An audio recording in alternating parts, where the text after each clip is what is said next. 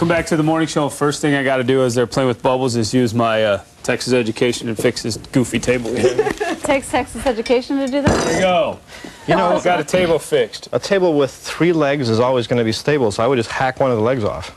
If I had a saw, you know I'd do that. I thought that would be your Texas fix. Yeah, that'd be good. All right, Matt's our wise guy is back from a little brief hiatus, and today we're talking about bubbles as Ann and Jennifer, I think, are pelting your table and your coffee and your hair and everything else. Right. Now, I'm hoping this is going to work because the first part of this required that I had really clean water without any soap in it. Whoops.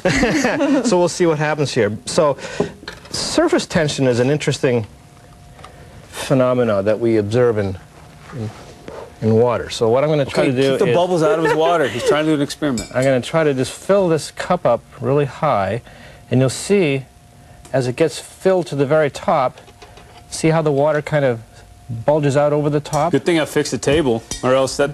If you look at that from the side... Oh, wow. I'm going to have to... I can pour a little more in there. If you pour a little more in there, you'll see that... There we go. It really bulges up a lot. The cup. Right. Yeah. And so that's caused by the fact that water molecules like to hang on to each other, and water molecules near a surface have some extra bonds that they just kind of distribute around themselves, and they grab a hold of their neighbors like this, and so they can kind of make like a little skin. And you can wreck surface tension. You can make it smaller by putting a little soap in here. So I'm just going to take some bubble solution and just kind of touch this thing.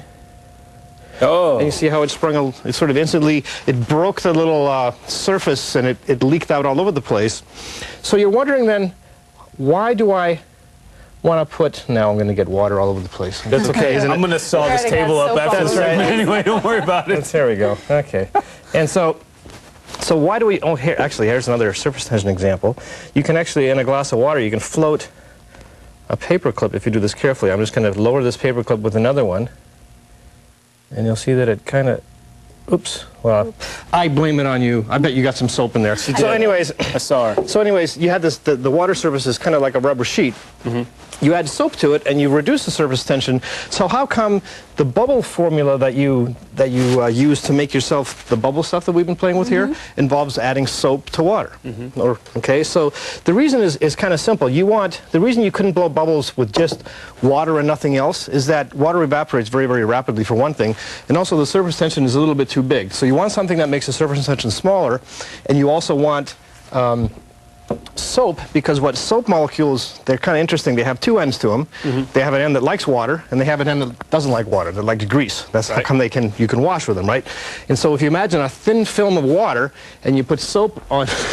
It's having so much fun. You put a bunch of soap molecules on either side of the sheet of water. The ends of the soap molecules that really like water will kind of bury their heads in the water, and the greasy ends will stick out, and that'll keep the water from evaporating. So you can get a kind of a film which is rather stable and strong.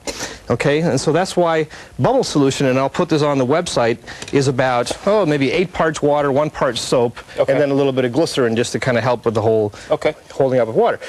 So now, if you've all done this as kids, right? If you stick a little loop of metal in soapy solution, you'll see that you get a soap film in there. You can even blow bubbles with it. But if you stick interesting shapes in there, like for example, this one. Okay, so here's an interesting shape. It is kind of 2 squares set at an angle. Oops, I'll have to use the bigger one. It won't fit. Okay. So here you sort of get 2 sheets. Oh, it's like a window But if you look at it like this, the middle kind of dangles, and you get kind of a 3rd little sheet right there. The water molecules hang on to each other. Well, exactly. But what happens is, think of it this way. You know that they're going to attach themselves to the outside of this rim. And then the shape that they make in between the frames is the very smallest possible surface area. So that's what this thing just did. It's very obvious if you take this funny looking shape. So here's it's a loop that looks kind of like a trough on this side, and you see it's not exactly a square, but if you stick this thing into the solution and you bring it out, you get this sort of saddle shape. Oh, very good. So it goes like this and it goes like that, and that is the smallest possible surface area of a sheet that you could possibly attach to this funny looking frame. Very good. You know what, we're way out of time. Oh my gosh, I'm so sorry. Because Ann blew too many bubbles. That's okay. We got to check in with Jennifer. When we come back, we'll blow giant bubbles. Giant bubbles. Jennifer, you're up. 6:53 this morning on The Morning Show. And this is